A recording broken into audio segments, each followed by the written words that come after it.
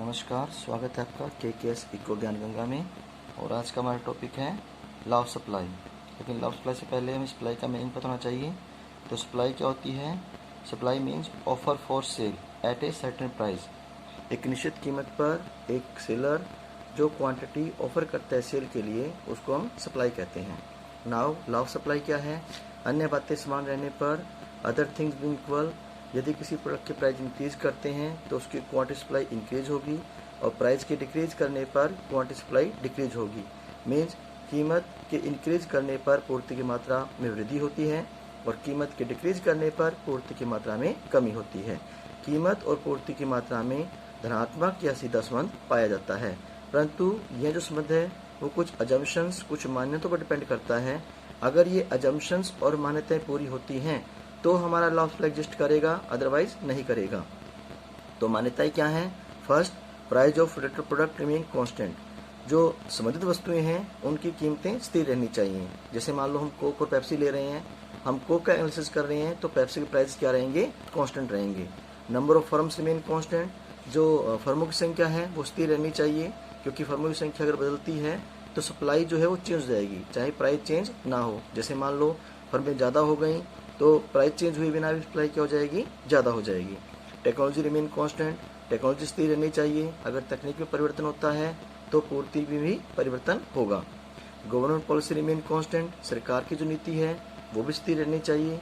मान लो सरकार टैक्स लगा देती है तो उससे कॉस्ट इंक्रीज होती है, और प्राइस चेंज हुए बिना ही सप्लाई रिड्यूस हो जाएगी। और सरकार अगर किसी वस्तु को सब्सिडी प्रदान करती है तो उससे कॉस्ट रिड्यूस होती है, उसमें प्राइस के चेंज हुए बिना ही सप्लाई इंक्रीज हो जाएगी।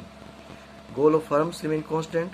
जो फर्म को उद्देश्य है वो स्थिर रहना चाहिए। मोस्टली फर्म की हम दो उद्देश्य मानते हैं, या तो सेल मैक्सिमाइजेशन या प्रॉफिट मैक्सिमाइजेशन, लाभ अधिकतम करना या बिक्री अधिकतम करना। दोनों ही केसेस में अगर प्राइस चेंज हुए बिना ही सप्लाई चेंज हो सकती है। जैसे मान लो फर्म को उद्देश्य अगर बिक्री अधिकतम करना है तो वो लो प्राइस पर भी क्वांटिटी ज़्यादा सेल करेगा। इसी कंसेप्ट को हम टेबल और डायग्राम में तो कर सकते हैं। टेबल से क्लियर है कि प्राइस 1 to 5 लिए गए हैं और क्वांटिटी 10 to 50 ली गई है। जैसे जैसे प्राइस इंक्रीज हो रहे हैं क्वांटिटी इंक्रीज होगी। डायग्राम में भी ऐसे सप्लाई कर्व है जो पॉजिटिव स्लोप है, जो ये क्लियर करता है कि जैसे जैसे प्राइस इंक्रीज हो रहे हैं क्वांटिटी इंक्रीज हो रही है। नाउ अब बात करते हैं कि ये लॉ ऑफ सप्लाई एग्जिस्ट क्यों करता है, क्यों लागू होता है, क्यों ऐसा होता है कि प्राइस के इंक्रीज होने पर क्वांटिटी इंक्रीज होगी और प्राइस के डिक्रीज होने पर क्वांटिटी डिक्रीज होगी। तो इसके लागू होने का एकमात्र कारण है प्रॉफिट एंड लॉसेस।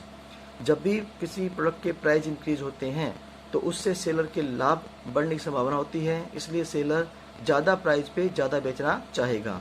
इसी प्रकार जब प्राइस डिक्रीज होते हैं तो उससे जो सेलर है उसको लॉस होने की संभावना होती है, इसलिए वो लेस प्राइस पर कम बेचने को रेडी होता है। नाउ अब बात करते हैं कि पूर्ति के नियम के अपवाद क्या हैं, एक्सेप्शन क्या हैं। मतलब कौन कौन से ऐसे केसेस हैं जिन पर लॉ ऑफ सप्लाई एग्जिस्ट नहीं करता, चाहे मान्यताएं पूरी हो रही हों। मान्यताएं पूरी होने के बावजूद भी अगर हमारा पूर्ति का नियम लागू ना हो तो इसे हम एक्सेप्शन या अपवाद कहते हैं। नाउ फर्स्ट इसमें है एग्रीकल्चर प्रोडक्ट, कृषिगत वस्तुएं। क्योंकि जो कृषिगत वस्तुएं होती हैं उनकी पूर्ति मार्केट में एक साथ होती है। जैसे गेहूं के टाइम में जो गेहूं है या वीट है वो मार्केट में एक साथ आता है, तो उसमें अगर प्राइस इंक्रीज हो भी जाए तो कितना गेहूं सेल हो पाएगा? जितना प्रोडक्शन हुआ है उससे ज़्यादा इंक्रीज नहीं हो सकता, तो वहाँ सप्लाई क्या हो जाएगी? कांस्टेंट हो जाएगी। इसलिए उस पर लॉ ऑफ सप्लाई एग्जिस्ट नहीं करता।